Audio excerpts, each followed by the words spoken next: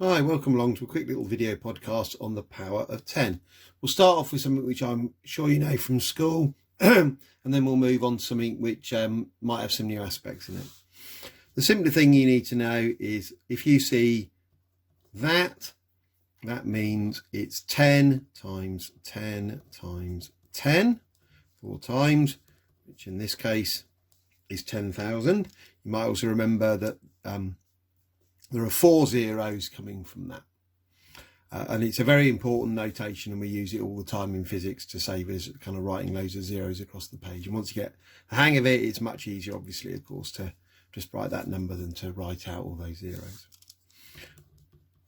Okay, 10 to the minus 3 is a tenth times a tenth times a tenth, which is 10 to the minus 3, which is, 0.01. One of the things that I would avoid doing is trying to do anything with negative powers in your head, and you'll see when we come on to using the letters to substitute for them, it's really easy to get into a knot. A common example would be to write 1 millimeter in meters, and you're probably thinking, well, it must be something around 0.1, and in fact 0.1 is the wrong answer. And there's no point in being right some of the time. It is in fact 0.001. Better to just write 1 millimeter as 10 to the minus 3 meters, and we'll talk more about that in a moment. So you would have met in various situations these letters in front of a unit. So this M here represents M for meters. This one here tells us that they're the kind of thousandth of a meter, millimeter.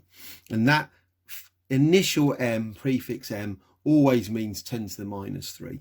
The other one you will have met commonly is the kilometer or the kilogram, in both cases meaning 10 to the 3 meters or 10 to the 3 grams. 10 to the 3 grams is 1 kilogram. You will find that there are a whole range of these, and although these are the common applications, we can have anything we like. We can have a kilonewton. We could, in theory, have a kilometer per second. They can be applied to any units that we like. And to get through A-level physics, there's actually quite a lot of these to know, and I'm just going to write them out for you, and then you can spend a bit of time learning them. So starting at the top, we have giga.